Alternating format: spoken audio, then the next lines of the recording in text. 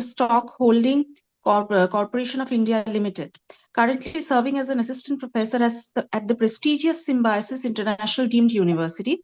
Her expertise lies in behavioral finance, wealth management, and portfolio management. She's passionate about bridging theory with real world application. Her research focuses on investor psychology, fintech adoption, and e gold investments. She has published over 15 papers in reputed international journals and authored a book which is entitled Retail Equity Investors: How Awareness and Risk Perception Shape Their Journey. Her journey is marked by a deep commitment to continuous learning, cultural values, and mentoring future leaders in finance. Today, she will enlighten all of us on the topic research ethics, integrity, and transparency in social science methodology. It is indeed an honor to have ma'am with us because despite her medical emergency, she still accepted our invitation. My sincere gratitude. Over to you, ma'am.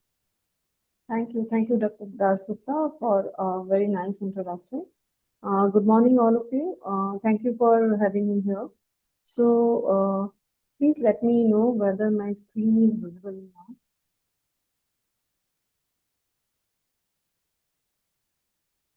now. Is my screen is visible? Ma'am, it's coming. Yes, now it's visible. Okay. The topic I choose to present before you is research ethics, integrity, and transparency in social science methodology. So why I have chosen this topic for this FDP? Because in today's 2025, we have been witness that a number of restriction is happening every now and then. Universities are putting a lot of pressure for research publications, and then restrictions are happening. NIRF has also mentioned that if restriction happens, that will lead to a negative marking. So lots of things are happening. And that's why this question comes that ethics, integrity, and transparency need to be there. And when it's in social science, then we need to be very careful as whatever data we are using, mostly we are using the primary data, which we are collecting from the respondents, and they are sharing all those crucial informations of their life with a trust. So we should use all those data in such a way that this should not lead to any problem in any future repercussion for them. So, so first thing is why ethics does matter. Here I would like to quote from Samuel Johnson that integrity without knowledge is weak and useless, but knowledge without integrity is dangerous and fearful. I would like to highlight incident. A research happens in 1971. It's a Stanford prison experience by Philip Zumbardino. So what he wanted to find out, he made a simulated experience to check that how prisoners and the attendants behave.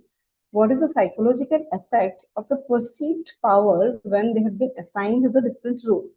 And he has done the entire research work, and nowadays the research is being criticized a lot. Why the criticism is happening? Because it's been observed that while he was collecting the data and using the information and analyzing and then generalizing the implication of the results, uh, he has done a lot of manipulation with the data.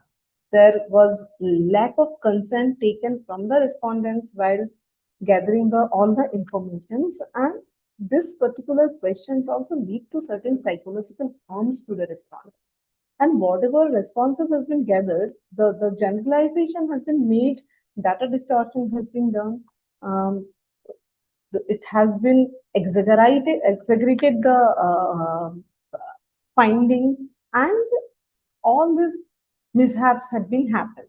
So it's very important from the perspective of a researcher, because when you are conducting certain research, it is expected that you will be coming out with a result which will help the society, which will be able from that particular research, society will be able to gain something. So it's need to be a ethical research.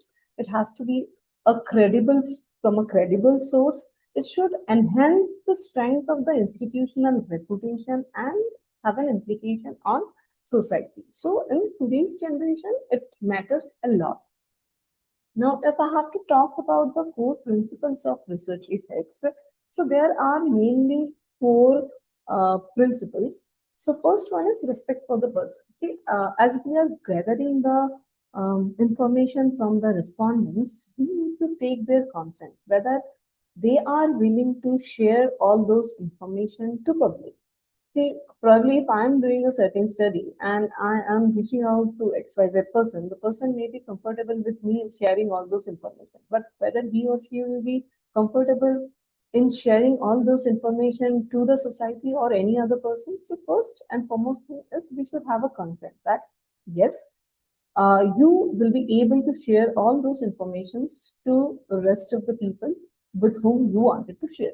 The second point is beneficence. So what does it mean? Beneficence means when you are working on something, you should contribute positively to the knowledge of the human beings.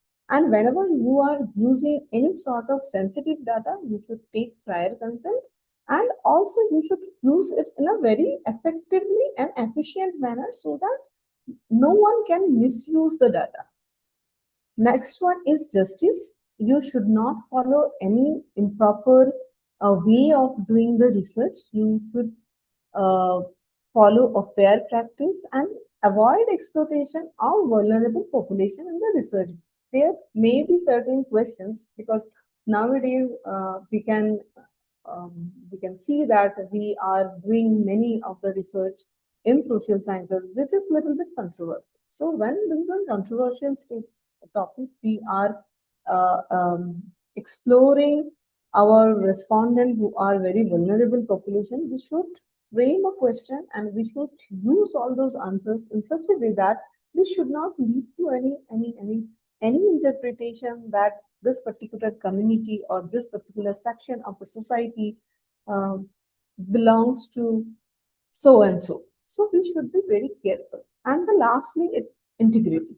So while collecting the data, you need to be very honest, and while reporting it, you need to be very transparent. That means whatever data we are collecting, that should reflect in our report. It's not that I have collected XYZ, but while reporting, I am showing for the benefit of my work or to get benefit from XYZ Institute, I am reporting it as a ABC. No, it should not happen. There should be integrity.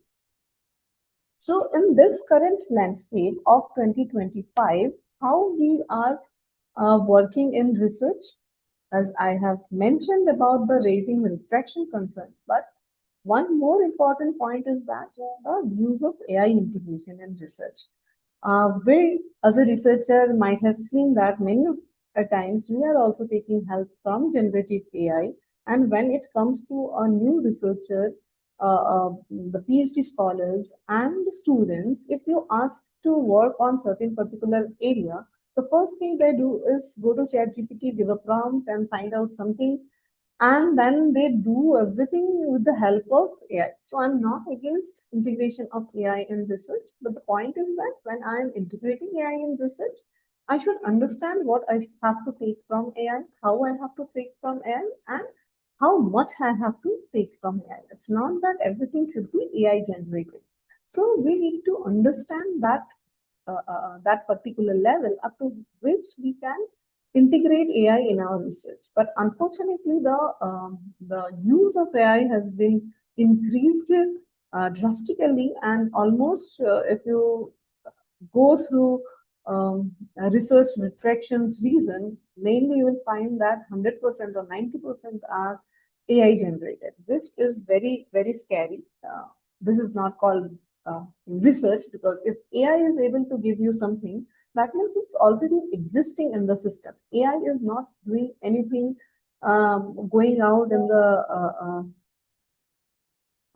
market and trying to understand what how market behaves. They are not doing. They are only doing that whatever informations are available in the cloud, they are using all those information and they are giving you results based on those information. That is not called research. Research is something which you are trying to find out something new, some new ideas are there, and how these ideas are impacting on the society and what is the implications of those ideas. That it's something which we call research.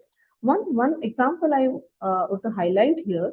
When I was PhD scholar, one of my co-scholar who has completed her PhD work, and on the final presentation, she has been stopped because whatever was the result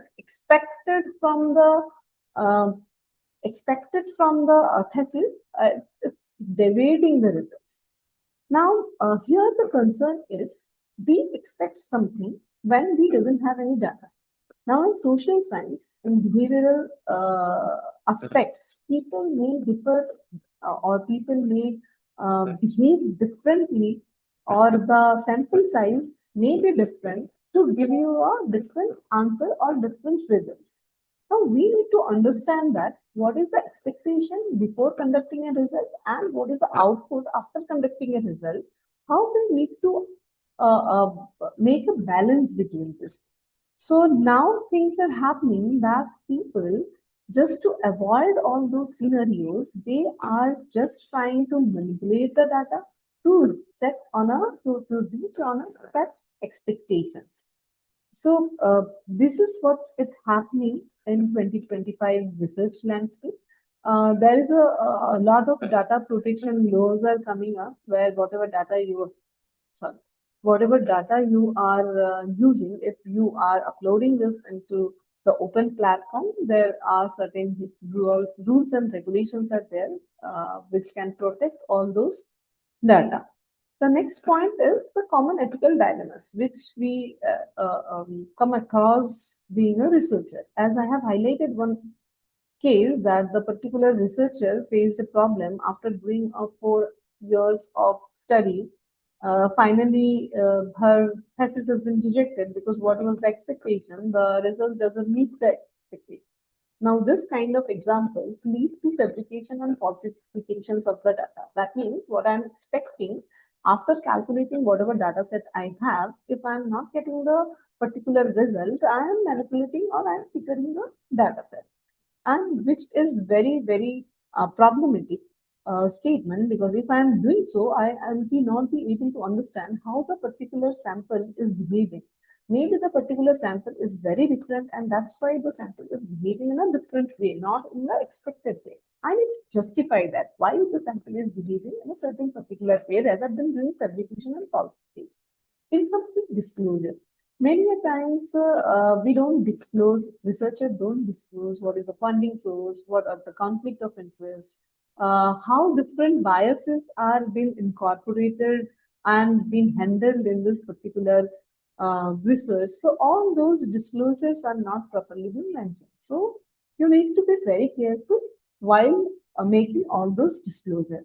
AI misuse, as I have already mentioned, that nowadays you just put a prompt, get what topics you want to do, and then again prompt.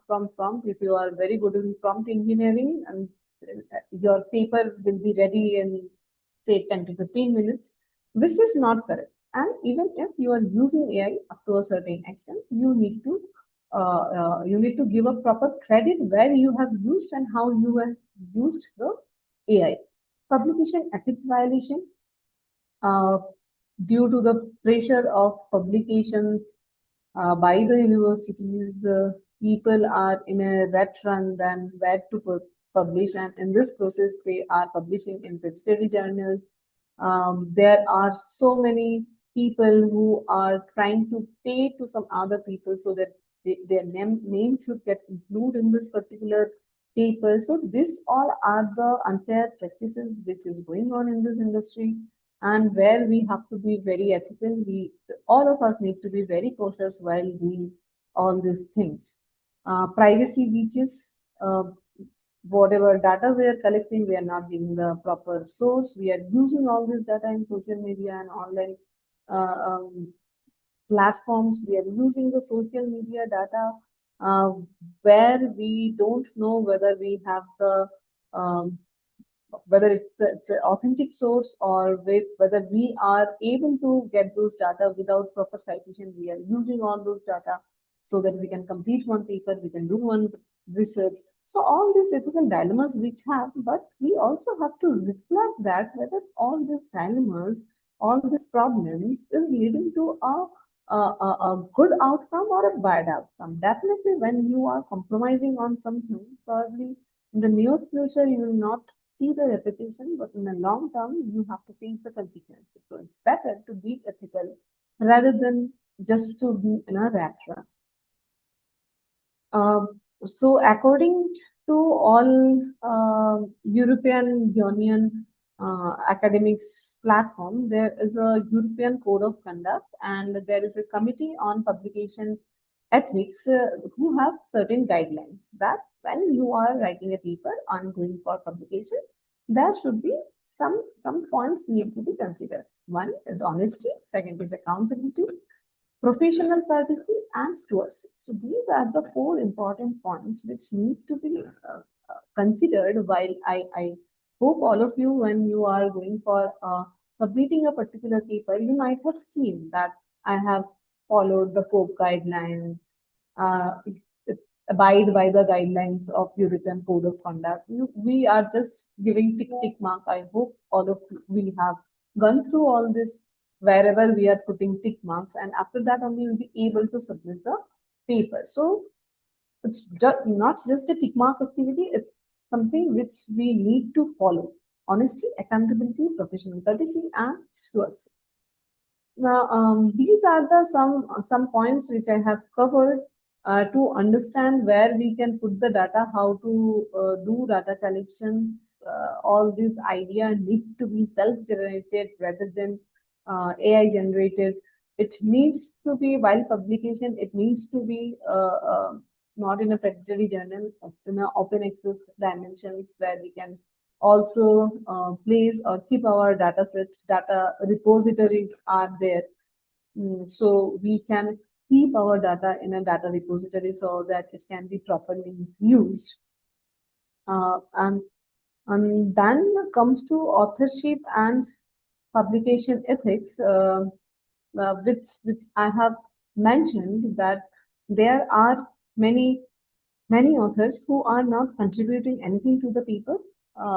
Maybe it's an open access journey, and the the processing charges are high, and just to get the authorship, the person is paid. There are certain scenarios where the person has done the entire work, but the person name is getting omitted from the authorship category. So these all are certain um, common problems which need to be avoided. There are scenarios when at the same point of time, author is submitting one paper in multiple journals and getting accepted by multiple journals, just changing the title and probably the abstract of the paper, and the rest, the entire paper is same. And this paper is getting published in both the journals. So all these things need to be avoided. Also need to be considered when different authors are there. For say for an article there are four authors or five authors are there. What is their contribution? How many of them are there in idea generation? How many of there in data collection, in analysis, in drafting the entire work, in evaluating the entire work? So all these things, and I believe all of you have gone through all these points where or experienced all these points whenever you are submitting a paper in any journal. So I believe you have gone through all this process. The only point is this: all these things need to be done with proper honesty, proper integrity. The final slide which I have kept here is that ethics is not a checklist, it's just a commitment. So we need to consider about five things while doing research. One is truthfulness, second is transparency, other one is trust, traceability, and team responsibility. So these are the five P's. If we consider these five P's in our day-to-day activities and while conducting our research work, I believe we'll be able to publish good research in social sciences and without any restrictions, uh, which is the serious concern nowadays. So, to highlight some key takeaways, Ethical research built on sustains credibility, transparency ensures replicability and trust, and integrity protects academic reputation. With this, I would like to conclude my presentation. Thank you so much. Thank you, Dr. Dasgupta, for giving me this opportunity. Thank you. Thank you very much, ma'am, for your detailed analysis about research ethics and integrity and how much it is relevant in the arena of social sciences. My sincere gratitude to you for taking out your valuable time because you are undergoing a major medical emergency. So despite that, you have taken out time and addressed all of us on such an important and pertinent issue. Any questions from the participants, please quickly you can address the speaker. Participants, please, because ma'am will be leaving soon because ma'am has a major medical emergency in her family. I am open to questions. If you have any question, if I'm not been able to answer right now, you can drop me a message or email. I will definitely get back to you. Okay, ma'am. My request to our director, sir, if he wants to say something for today's session. Yes, Dr. Madhurima. So thank you very much. Today's guest speaker, Dr. Jayashree, right? So also I can understand your situation and especially thanks to you. So yes, thank you very much for valuable session and thank you very much our coordinator and chief program head, Dr. Madhurima and all the participants. Thank you very much. Thank you. Thank you Thank so you. much. Thank you so much, sir. With this, we come to the end of the session and definitely the 6 days faculty development program. It was indeed very enriching and enlightening to focus on how much relevant is research methodology in social sciences from different perspectives, be it from literature, from sociology, from public policy, and today we had it from the financial perspective, definitely with an emphasis on research ethics. Thank you so much, ma'am, for addressing us. We look forward to future endeavors with you. And this is just a small announcement to the participants. Your feedback form along with today's assignment link will be shared in the WhatsApp group.